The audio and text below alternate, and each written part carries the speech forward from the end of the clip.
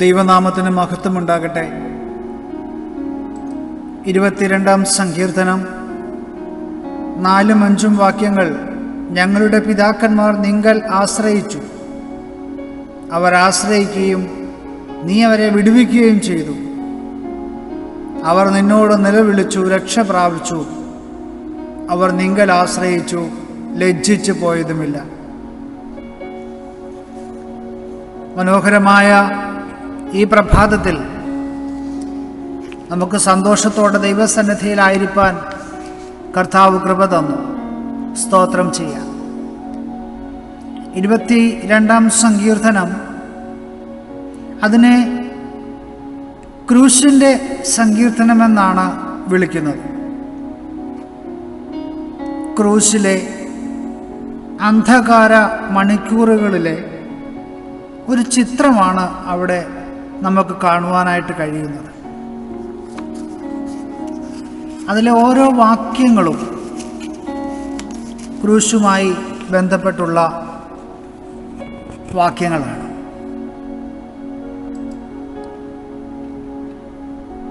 ആർത്തിരമ്പുന്ന കടൽ പോലെ പ്രക്ഷുബ്ധമായ മനസ്സ് ഇന്ന് അനേകരിൽ നമുക്ക് കാണുവാൻ കഴിയും. ഇനി എന്ത്? ഉത്തരം കിട്ടാത്ത ഇത്തരം ചോദ്യങ്ങൾ വളരെ പ്രയാസത്തോടെ ആ ചോദ്യങ്ങൾക്ക് ഉത്തരം തേടി എവിടെയെല്ലാം ഒക്കെ ഓടാമോ അവിടെയെല്ലാം ഓടി നടക്കുന്ന അനേക മനുഷ്യർ. ഇനി എന്ത് എന്ന ഈ ചോദ്യത്തിന് ഇനിയും എന്തെങ്കിലും ഉണ്ടോ എന്ന മറുചോദ്യം ഉത്തരമായി നിൽക്കുമ്പോൾ നമ്മുടെ മനസ്സിലേക്ക് കടന്നു വരേണ്ട ഒരു രൂപമുണ്ട്. മുറിവുകളാൽ വികൃതമാക്കപ്പെട്ട മുഖവും ക്ഷീണിതമായ ശരീരവും ആണിയടിക്കപ്പെട്ട രക്തം വാർന്നൊഴുകുന്ന കൈകൾ കൊണ്ടുള്ള ആ സ്നേഹാർദ്രമായ അവൻ്റെ തലോടൽ, പീഡനങ്ങളേറ്റ് അശക്തനെങ്കിലും കുഞ്ഞ് എന്നുള്ള കരുണാദ്രമായ അവൻ്റെ വിളി തീർച്ചയായിട്ടും തകർന്നവൻ്റെ മനസ്സിൽ ഒരു ഉണർവിൻ്റെ കുളിരായി മാറുകയാണ്. ഒരു മനുഷ്യൻ ആത്മഹത്യ ചെയ്യുവാനായിട്ട് തീരുമാനിച്ചു. ആത്മഹത്യ ചെയ്യുവാൻ തക്ക ഒരു ഇടം നോക്കി അദ്ദേഹം ഇങ്ങനെ നടക്കുകയാണ്.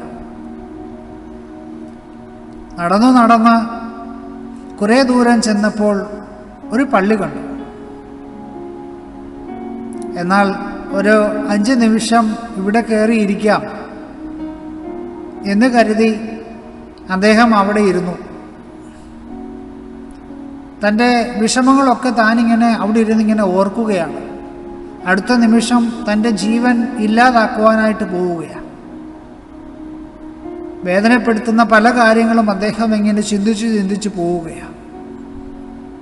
കണ്ണിൽ നിന്ന് കണ്ണുനീരൊഴുകുന്നുണ്ട്. അതിനുശേഷം ആ മനുഷ്യൻ മുകളിലേക്ക് നോക്കിയപ്പോഴാണ് അദ്ദേഹത്തിൻ്റെ മനസ്സിലോട്ടൊരു രൂപം ശക്തമായി തൻ്റെ കണ്ണുകളിൽ ഉടക്കുന്നത്. മുറിവുകളാൽ വികൃതമാക്കപ്പെട്ട, ആണിയടിക്കപ്പെട്ട, രക്തം വാർന്നൊഴുകിയ ഒരു മനുഷ്യൻ ഭിത്തിയിൽ ഒരു പടത്തിൽ ഇങ്ങനെ കാണുകയാണ്. അദ്ദേഹം അവിടെ നിന്നിങ്ങനെ ചിന്തിച്ചു, ദൈവമേ, ഞാൻ വിചാരിച്ചു ഞാനായിരിക്കും ഈ ലോകത്തിലെ ഏറ്റവും വേദന അനുഭവിക്കപ്പെട്ട മനുഷ്യൻ. ഇപ്പോൾ എൻ്റെ മനസ്സിൽ അങ്ങനെ ഒരു ചിന്ത വരുന്നില്ല. കാരണം നിന്റെ ഈ രൂപം കണ്ടപ്പോൾ എൻ്റെ പ്രശ്നങ്ങളൊന്നുമല്ല എന്ന് എനിക്ക് തോന്നുകയാണ്. അതിനുശേഷം അദ്ദേഹം ആത്മഹത്യയുടെ ചിന്ത ഉപേക്ഷിച്ച് ദൈവമാർഗത്തിലേക്ക് തിരിഞ്ഞുവെന്നാണ് കഥയുടെ ഏറ്റവും അവസാനം. ഇങ്ങനെ അനേക സംഭവങ്ങൾ, നടന്ന സംഭവങ്ങൾ ഉണ്ട്. അപ്പോൾ തീർച്ചയായിട്ടും തകർന്നവൻ്റെ മനസ്സിൽ ഉണർവിൻ്റെ കുളിർക്കാറ്റായി മാറുന്ന ഒരനുഭവം. പ്രതിസന്ധികളിൽ തളരുമ്പോൾ, നീറുന്ന പ്രശ്നങ്ങൾക്ക് ഉത്തരം കിട്ടാതെ ഭാരത്തോടെ ഇരിക്കുമ്പോൾ, നാം നടത്തുന്ന പ്രാർത്ഥനകൾക്ക് ഫലമില്ല എന്ന് പറഞ്ഞ് വിലപിക്കുമ്പോൾ, ഒന്നോർക്കുക പ്രിയമുള്ളവരെ, എല്ലാത്തിനും ഉത്തരമായി മുൻപിൽ നിൽക്കുന്നവനും ഒരിക്കൽ ഒരു ചോദ്യത്തിനുള്ള ഉത്തരമായി അപ്പൻ്റെ മുൻപിൽ നിലവിളിച്ചു. അവൻ്റെ ആ നിലവിളി കൽവരിക്കുന്നിൻ്റെ വിലാപമായി മാറി. സങ്കീർത്തനം 22 ആരംഭിക്കുന്നത് അപ്രകാരമാണ്: എൻ്റെ ദൈവമേ, എൻ്റെ ദൈവമേ, നീ എന്നെ കൈവിട്ടതെന്ത്? എന്നെ രക്ഷിക്കാതെയും എൻ്റെ ഞരക്കത്തിൻ്റെ വാക്കുകൾ കേൾക്കാതെയും അകന്നു നിൽക്കുന്നത് എന്ത്? എൻ്റെ ദൈവമേ, ഞാൻ പകൽ സമയത്ത് വിളിക്കുന്നു, എങ്കിലും നീ ഉത്തരമരുളുന്നില്ല. രാത്രികാലത്തും ഞാൻ വിളിക്കുന്നു, എനിക്ക് ഒട്ടും മൗനതയില്ല.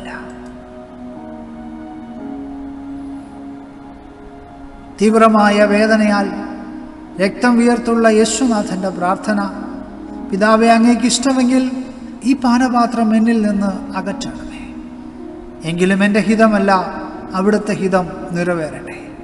നമ്മുടെ ജീവിതത്തിൽ പ്രശ്നങ്ങളും പ്രതിബന്ധങ്ങളും ഉണ്ടാകുമ്പോൾ നാമും പ്രാർത്ഥിക്കാറുണ്ട്. എന്നാൽ ഉടനടി ഒരു ഉത്തരം കിട്ടാതെ വരുമ്പോൾ നിരാശരായി കണ്ണുനീരും വിലാപവുമായി നാം കഴിയാറുണ്ട്. ജീവിതത്തിൽ പ്രശ്നങ്ങൾ തരുന്നവൻ അതിനുള്ള പരിഹാരവും തീർച്ചയായും നൽകുമെന്നുള്ളൊരു വിശ്വാസം നമുക്കുണ്ടോ?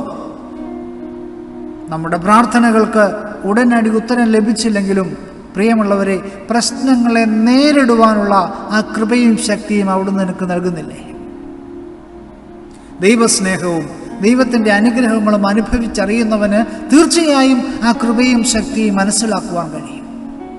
അതുകൊണ്ട് ഈ പ്രഭാതത്തിൽ നമുക്കും ദൈവകരങ്ങളിലേക്ക് നമ്മെ തന്നെ സമർപ്പിക്കാം.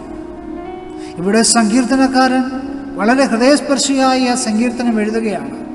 ദൈവം തന്നെ ഉപേക്ഷിച്ചുവെന്ന് കരുതുന്ന ഒരാളുടെ സങ്കീർത്തനമാണ്, ഹൃദയസ്പർശിയായ സങ്കീർത്തനമാണ് 22-ാം സങ്കീർത്തനം. അദ്ദേഹത്തിൻ്റെ രോദനവും പ്രാർത്ഥനയുമാണ് ഈ സങ്കീർത്തനം. തന്നെ പീഡിപ്പിക്കുന്ന ശത്രുക്കളാൽ വളയപ്പെട്ടിരിക്കുന്ന സങ്കീർത്തകൻ രാവും പകലും ഇടതടവില്ലാതെ ദൈവത്തെ വിളിച്ചപേക്ഷിക്കുകയാണ്. അതാണ് നാം വായിച്ച ആ വേദഭാഗം. അയാൾക്ക് തോന്നുകയാണ് ദൈവം നിശബ്ദത പാലിക്കുകയാണ്. അതുകൊണ്ട് പ്രിയമുള്ളവരെ, പ്രതിസന്ധികളുടെ കാലത്ത് ദൈവത്തിൽ വിശ്വാസം അർപ്പിച്ചുകൊണ്ട് സഹായം വിളിച്ചപേക്ഷിക്കുമ്പോൾ അവിടുന്ന് ഉത്തരം നൽകിയ ഒരു ദൈവത്തെ നമുക്ക് മനസ്സിലാക്കുവാൻ കഴിയും. സങ്കീർത്തനക്കാരൻ അതും പറയുന്നുണ്ട് ആ സങ്കീർത്തനത്തിൽ. അതുകൊണ്ട് പ്രത്യാശയോടെ ഇന്നത്തെ ദിവസം നമുക്ക് ദൈവസന്നിധിയിലായിരിക്കാം. പ്രതികൂല സാഹചര്യങ്ങളിലും സങ്കീർത്തനക്കാരന് കർത്താവിൽ വിശ്വാസവും പ്രത്യാശയും ഉള്ളതുപോലെ നമുക്കും ആ വലിയവനായി ദൈവത്തിങ്കൽ പ്രത്യാശ വയ്ക്കണം. എല്ലാ ജനതകളുടെയും മുമ്പിൽ അവിടുത്തെ നാമം പ്രഘോഷിക്കപ്പെടും എന്ന ആത്മവിശ്വാസത്തിൻ്റെ ഒരു കുറിപ്പോടെയാണ് ആ സങ്കീർത്തനം സമാപിക്കുന്നത്. ഈ സങ്കീർത്തനം ഒരു നെടുവീർപ്പോടെ ആരംഭിക്കുമ്പോൾ സ്തുതിയോടെ അവസാനിക്കുകയാണ്. കണ്ണുനീരോടെ ആരംഭിക്കുമ്പോൾ പാട്ടോടെ അവസാനിക്കുകയാണ്. കുറ്റമേറ്റവന്റെ കരച്ചിലോടെ ആരംഭിക്കുമ്പോൾ ജയാളിയുടെ വിജയഘോഷത്തോടെ അവസാനിക്കുകയാണ്. സങ്കടത്തോടെ ആരംഭിക്കുമ്പോൾ മഹത്വത്തോടെ അവസാനിക്കുകയാണ്. അതുകൊണ്ട് പ്രതികൂലമായ സാഹചര്യങ്ങളിൽ, പ്രതികൂലമായ ജീവിത സാഹചര്യങ്ങളിൽ നമുക്ക് വിളിച്ചപേക്ഷിക്കുവാൻ ഒരു ദൈവമുണ്ട്.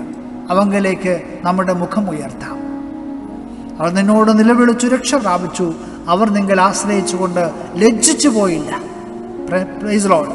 നമുക്ക് ദൈവസന്നിധിയിൽ നമ്മെ തന്നെ നമുക്ക് സമർപ്പിക്കാം. ഈ ദിവസം എല്ലാവരുടെയും ജീവിതത്തിൽ ഒരനുഗ്രഹത്തിൻ്റെ ദിവസമായി തീരട്ടെ എന്ന് ആത്മാർത്ഥമായി പ്രാർത്ഥിക്കുകയാണ്. ആമേൻ.